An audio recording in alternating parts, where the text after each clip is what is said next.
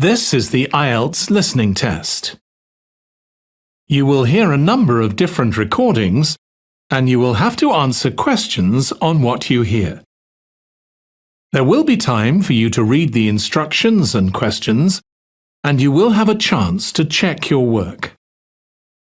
All the recordings will be played once only. The test is in 4 parts.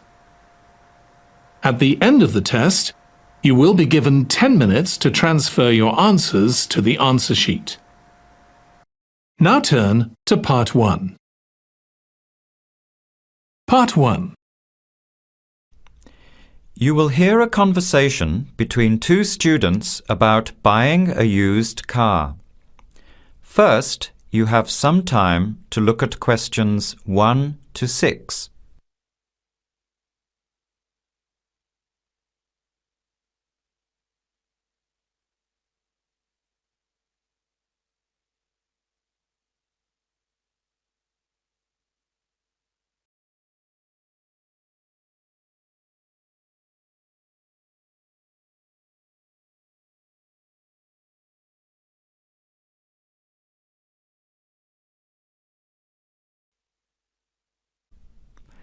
Listen carefully to the conversation and answer questions 1 to 6.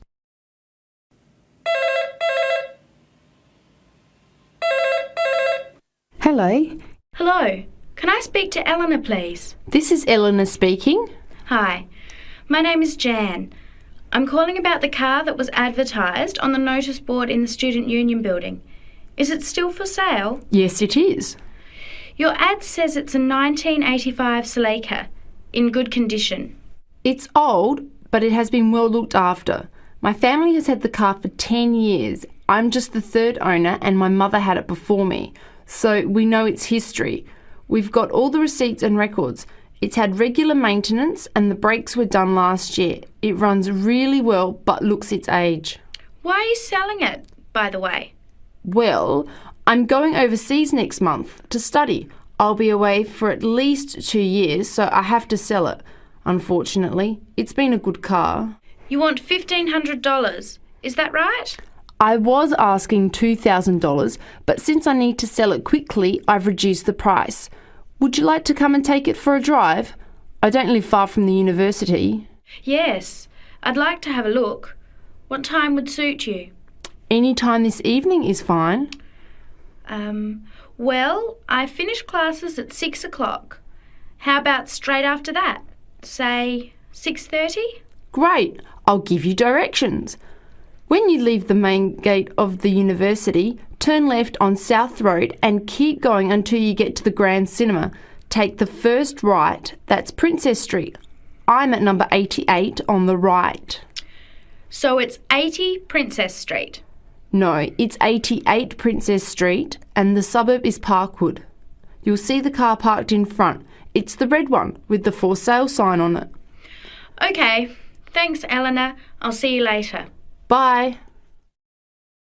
Before you hear the rest of the conversation, you have some time to look at questions 7 to 10.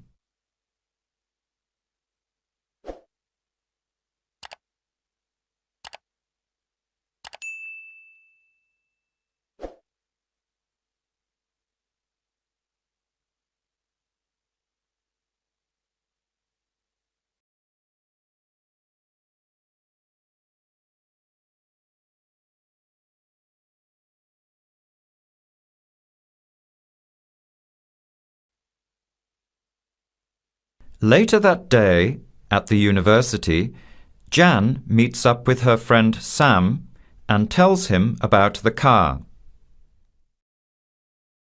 Hi Sam, Hey Jan, what's happening? I'm glad I ran into you. I've decided I have to get a car. You're going to buy a car? Do you really need one? I'd probably still be driving except that my car broke down last year. Instead of getting another one, I just moved closer to the university and went back to riding a bike. Better for the environment, better for my health, and I save a lot of money. Did it really cost that much? Well, when you think of registration, insurance, rising petrol costs, parking plus maintenance and repairs, it adds up. I know it's going to be expensive, but I really need my own transportation. It takes half an hour by bus each way to university as it is. But now I'm working at night in the city. There's no way I want to hang around waiting for a bus late at night, then walk 3 blocks home alone. Hey, I think you've got a point there. So what kind of car are you looking at? It's an 85 Celica, same kind as I used to have. The owner's asking $1,500. That's pretty old. How many kilometres has it done? You know, I forgot to ask. I'll have to check tonight when I go to see it. Would you be able to come with me to have a look? At about 6:30? Sure, I'll come, but I don't know a lot about cars. I do know one thing, though. I wouldn't buy an old car without having a mechanic look at it first. That's a good idea. But won't it cost a lot? Not really. You can get a check done through the Automobile Association for $80, and it comes with a report on the condition of the car. It can save you a lot of money in the long run. I'll keep that in mind. So we have to get to Parkwood at 6:30. Do you want to take the bus? It goes straight down South Road every 15 minutes. Or maybe we could walk. I don't think it's that far. Actually, I could borrow my roommate's motorbike for an hour or so. He's working all evening in the library. Do you think he'd mind? No way. He owes me a favour or two. Okay, great.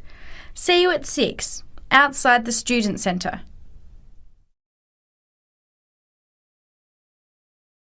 That is the end of part 1. You now have 1 minute to check your answers to part 1.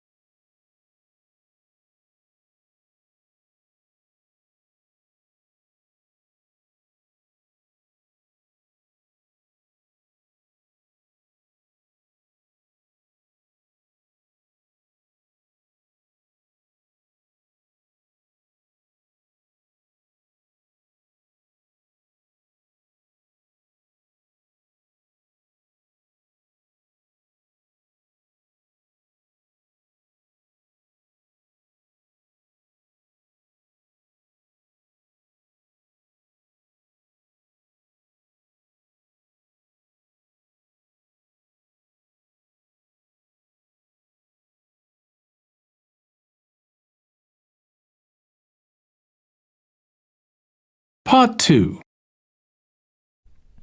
You will hear a guide giving instructions to a group of international students in Canada preparing for a whale watching trip. Before you hear the talk, you have some time to look at questions 11 to 16.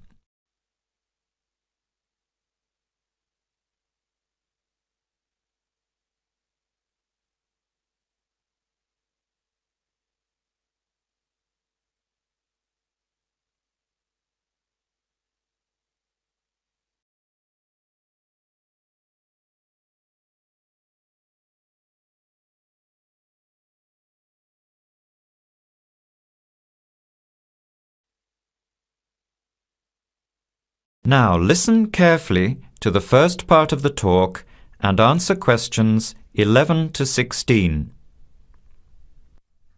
Hello, everyone. Glad to see so many happy faces on this wild and windy day. Are you all ready to go looking for whales? I'm Tony, and our other guide today is Dale. We'll be using these 2 rubber boats you see here, and our trip today will take 3 hours. In a few minutes, we'll be heading into part of the largest temperate rainforest of the Pacific Northwest. I'll show you our route on the map here. This is where we are now. We'll be leaving the sheltered bay and heading out across the mouth of the bay toward the open water. As you know, last night there were strong winds in the area, so we can't go out into the ocean as we had planned. Near the mouth, the water will be quite rough.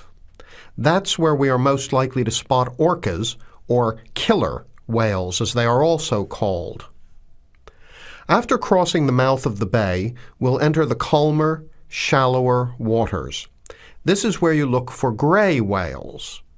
Then we will continue up this narrow inlet close to the shore. You will have a great view of giant fir and cedar trees that have never been logged. Here is the place to watch for wildlife. You are likely to see bears along the shore and eagles in the sky overhead. Right at the back of the inlet here are the hot springs where we will be stopping for an hour. You can have a soothing soak in bubbling hot water before the return trip. I'll tell you a little bit about the whales now, because with the noise of the wind and the engine, you won't be able to hear much out there. As we head out in the boat, we will probably see dolphins first.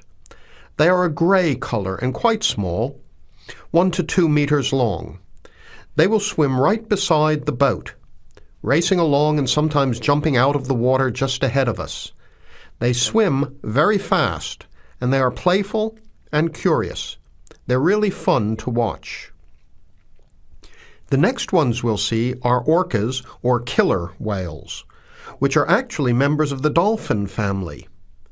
They are 7 to 8 meters long, very fast, and they have sharp teeth. Some stay in these waters all year round. We identify them by the distinctive black and white color. They feed mainly on salmon in these waters, but the orca diet can include seabirds, seals, dolphins, and other mammals. They can be fierce hunters, and this is why they are called killer whales. We should start watching for them as soon as we get out toward open water. We're likely to spot the orcas from a considerable distance. Watch for the black and white marking and mist spouting from the blowholes on top of their heads.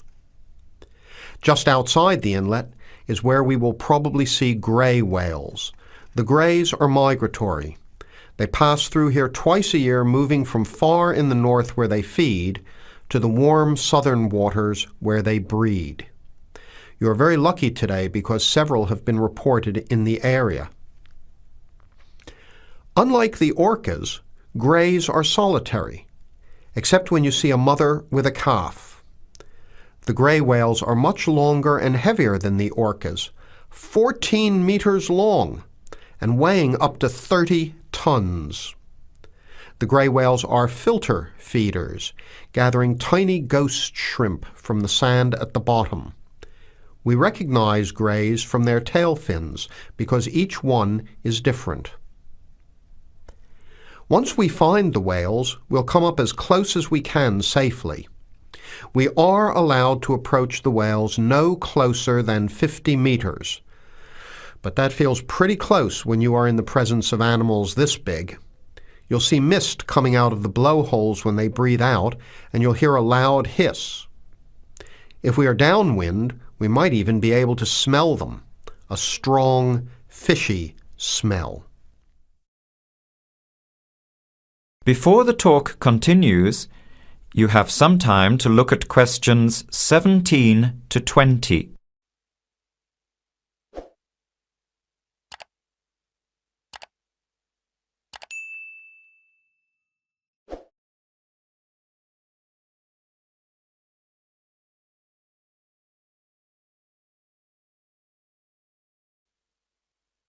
Now, as the talk continues, answer questions 17 to 20. Now, for just a few words of caution. It will be quite bouncy out there, especially in the front of the boat.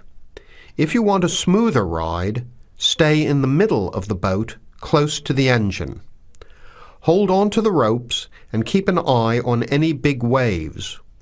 Be alert so you don't get thrown out of the boat. In case of an emergency, you are all wearing survival suits.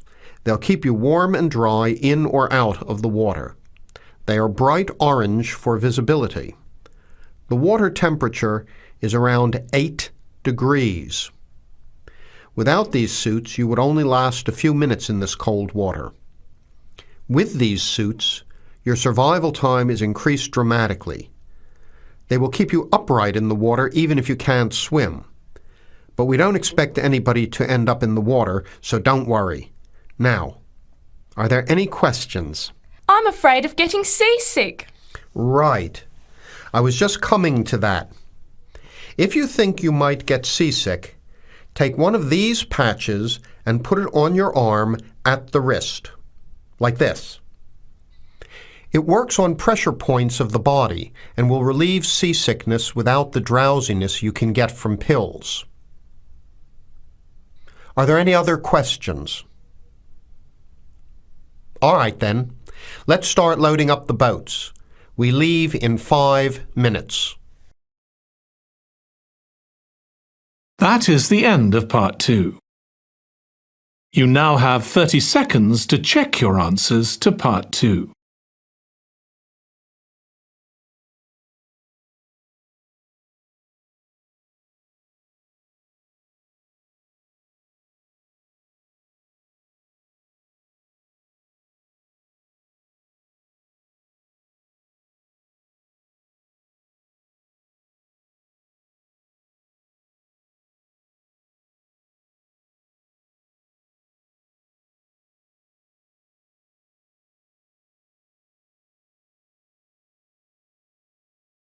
Part 3. You will hear a student, Penny, talking to 2 friends, Ray and Louise, about a television competition Ray has entered called Travel Documentary. Before you hear the conversation, you have some time to look at questions 21 to 26.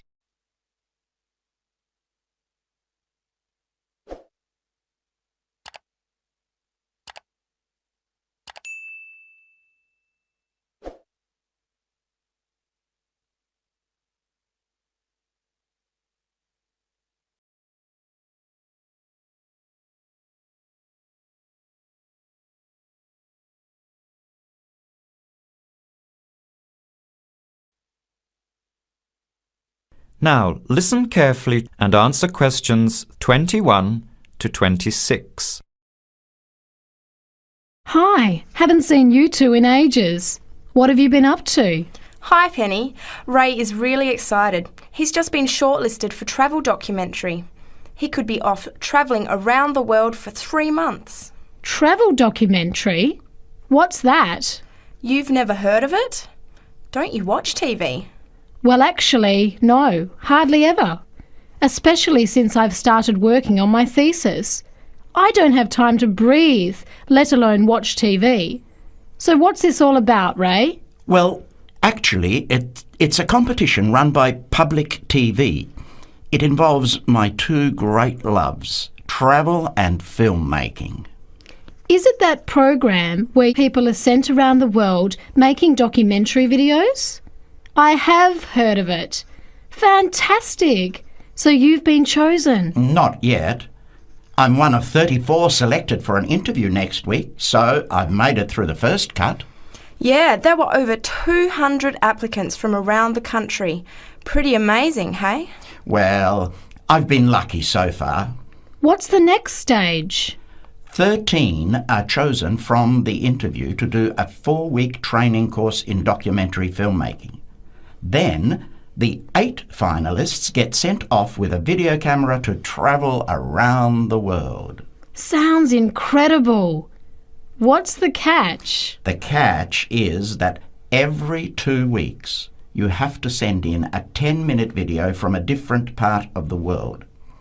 It's broadcast on TV along with the work of 3 of the other competitors and judged by a panel of experts and the TV audience. So you're under a lot of pressure. Wow, I guess so. You mean you're on television every 2 weeks? Yep, that's right. But first I have to be selected. Do you have to have any filmmaking experience to apply? Some background in photography or video making helps, but you're not supposed to be an expert. In fact, you can't apply if you've already worked in filmmaking. We all get the same 4-week course, so we start with the same skills. Can you go anywhere in the world you want? Each competitor makes up his or her own travel plans, and has to get them approved. Before the conversation continues, you have some time to look at questions 27 to 30.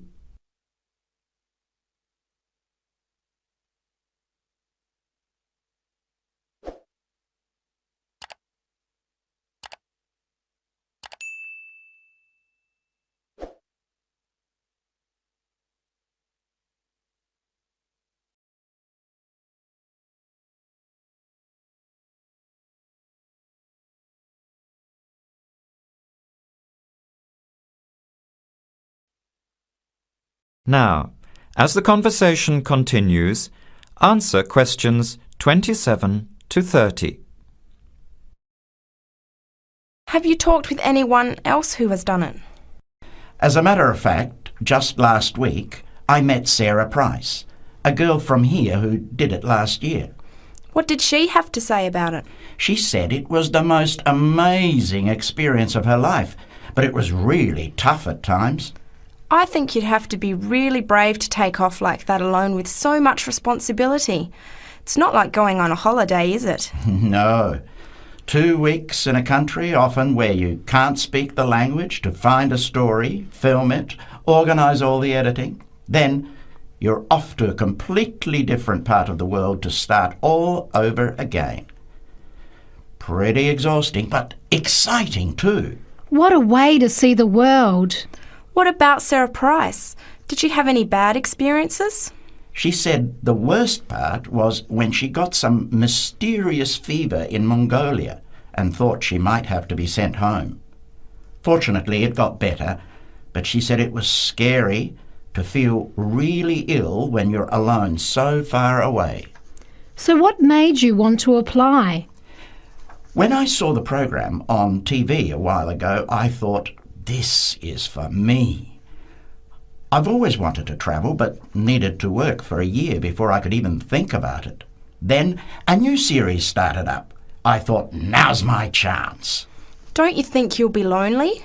I don't think I'll have time to be homesick. I'm more worried about having too much to do and not enough time to get things organised. So we might be watching you on television in the next few months. I hope so, if I'm lucky. When will you know for sure? They choose the final 8 in March. A month later, you're on your way. So do you have to pay anything? Nothing. It's all paid for. Course, camera, flights, accommodation and in-country travel. The budget is pretty tight though. No extras. I sure hope you get it. Then I'll be finding time to watch at least one program on television every week. That is the end of part 3. You now have 30 seconds to check your answers to part 3.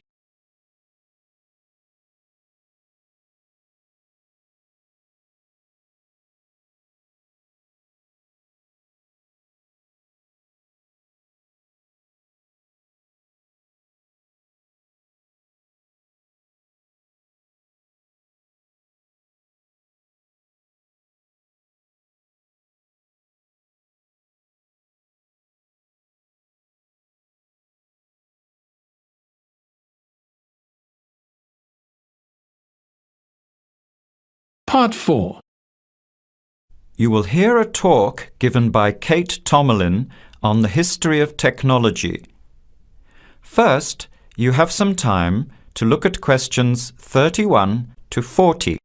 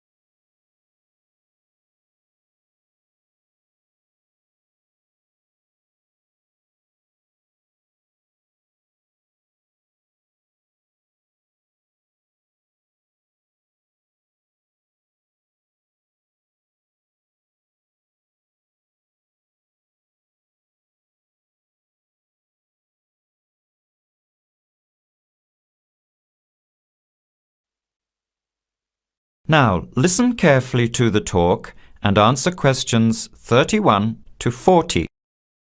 Our talk today in this History of Technology series is about a feat of anti-engineering from the late 19th and early 20th century that is still very much with us today and that is linked with the history of the typewriter.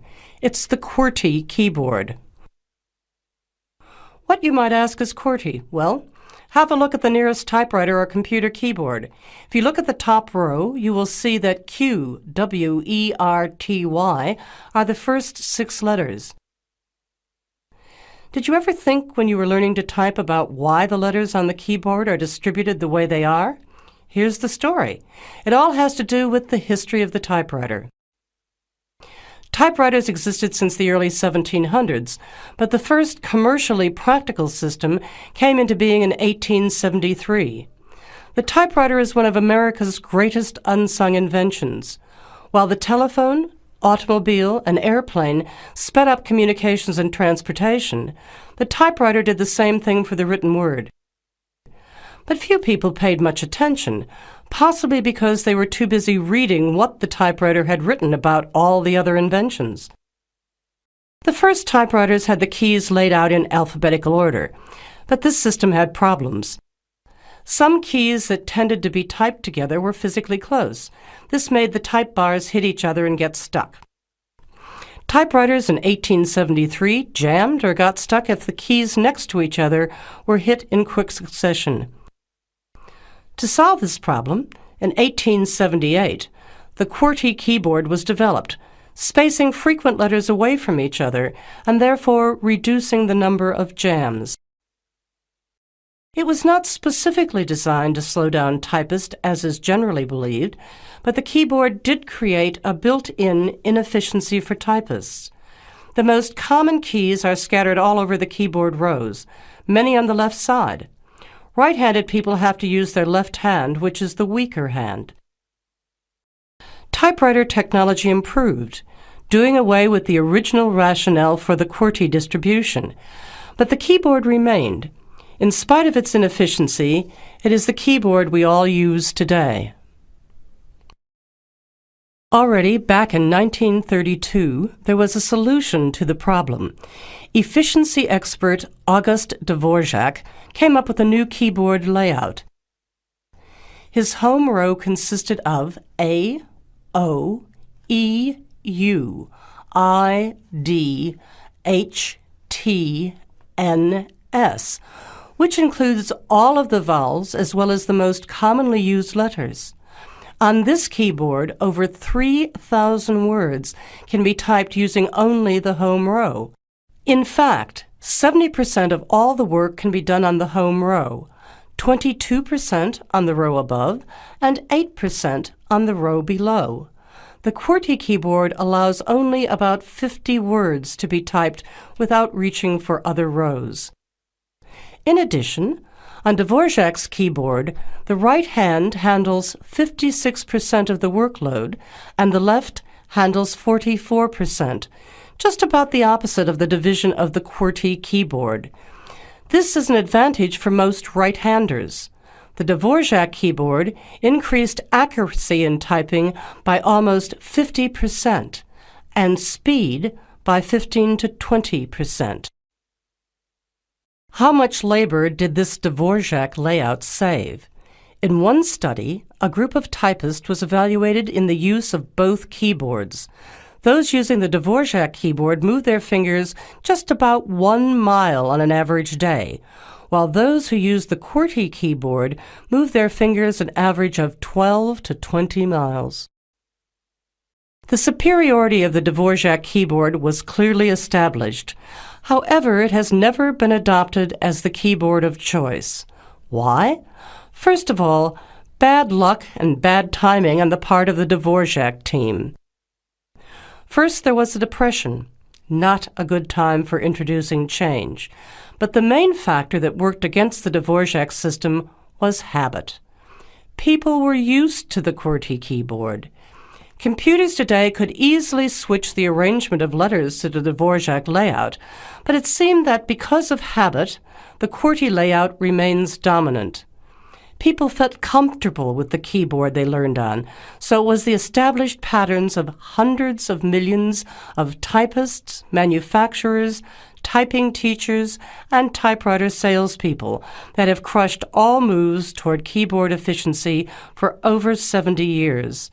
It looks like QWERTY keyboard may be with us for a long time yet. That is the end of Part 4. You now have 1 minute to check your answers to Part 4.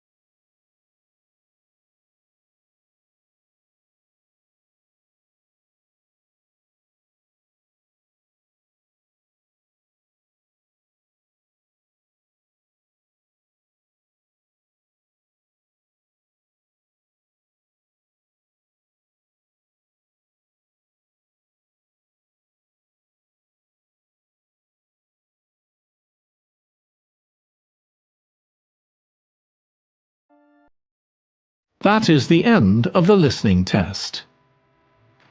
In the IELTS test, you would now have 10 minutes to transfer your answers to the answer sheet.